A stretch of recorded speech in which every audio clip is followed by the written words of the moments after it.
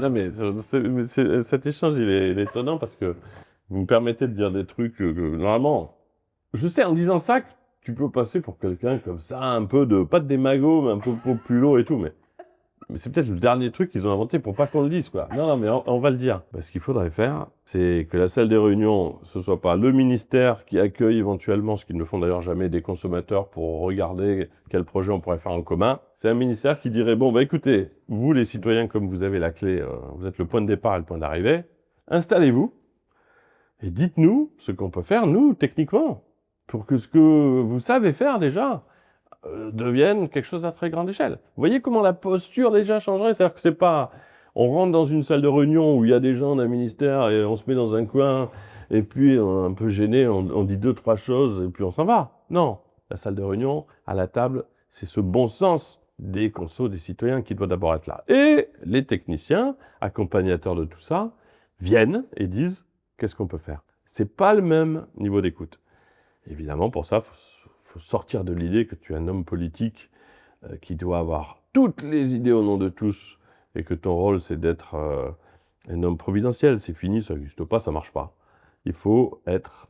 L'homme politique de demain, c'est le citoyen humble, élu, ce qui est un privilège infini, qui se rappelle qu'il est élu par tout le monde et pour faire des choses utiles, et qui d'un seul coup se rend compte. Tous les citoyens n'ont pas une attente dans un coin du monde en disant « amène une solution et le plus vite possible, sinon tu feras pas ton job ». Aujourd'hui, les mêmes citoyens disent « ok, on est prêt à faire des choses, mais il faut le faire aussi à notre main, comme on le ressent et comme on peut le comprendre ». C'est cette humilité-là, et finalement cette modernité-là, qui échappe pour l'instant au monde politique, qui est un peu sur des réflexes, des habitudes.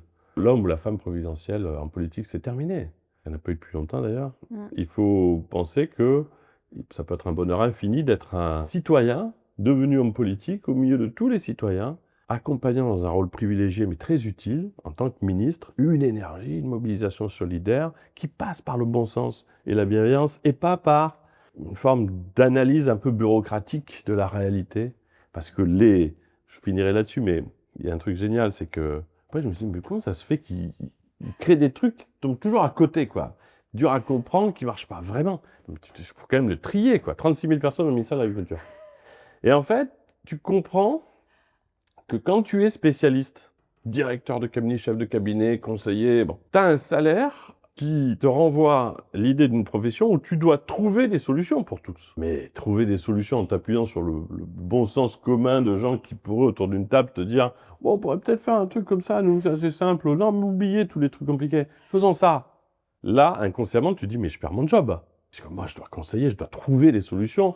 Elles ne peuvent pas être aussi simples que ça. Et qu'est-ce qui se passe?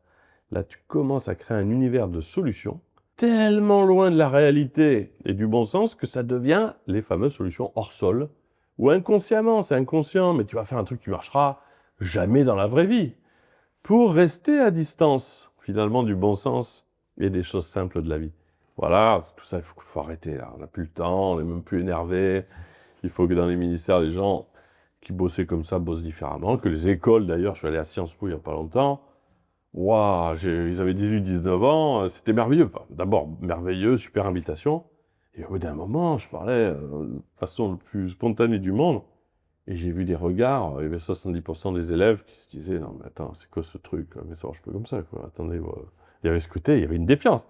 C'était pas des gens qui disaient « ah ouais, on a compris, ça va changer. Dès qu'on arrive dans les ministères, on va faire différemment. » C'est pas vrai. Là, il reste quand même cette inertie-là. Ce petit plaisir d'être un peu dans une famille d'experts comme ça. On se comprend, hein, on se dit rien à demi-mot. Et puis le peuple fera un peu ce qu'on aura décidé de faire parce que c'est notre rôle de décider pour lui. Enfin bon. Mais là, hop, je viens de basculer du côté du bistrot et de la discussion un peu énervée, mais bon. Mais non. On n'est même plus énervés, nous les citoyens. Ouais. On est déçus, on est un peu dépités. Non, on est énervé profondément. Hein. Mais là, on est passé... Ouais. Oh non, on est plus qu'énervé, on est passé en mode action. Ok, c'est bon. On va le faire nous-mêmes, c'est pas grave. Ouais. Voilà. Merci infiniment, Nicolas. Merci à vous, ouais, merci. Non, c'était...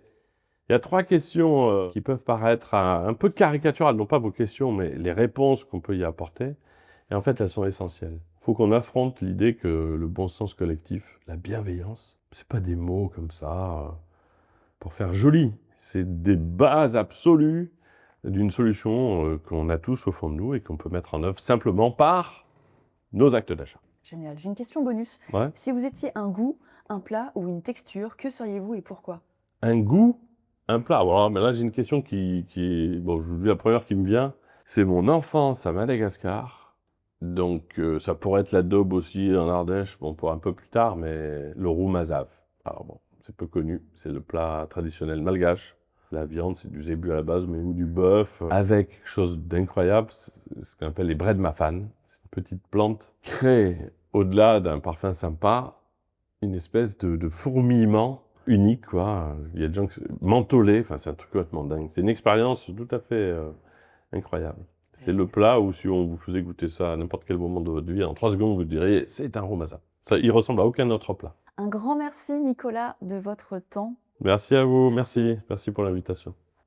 Parce que le repas est un moment informel qui dit l'essentiel, gageons qu'en 2026, nous soyons 60 millions de consommateurs pour soutenir C'est qui le patron et rémunérer plus justement tous les producteurs et les acteurs de la cuisine et de la gastronomie qui nous régalent.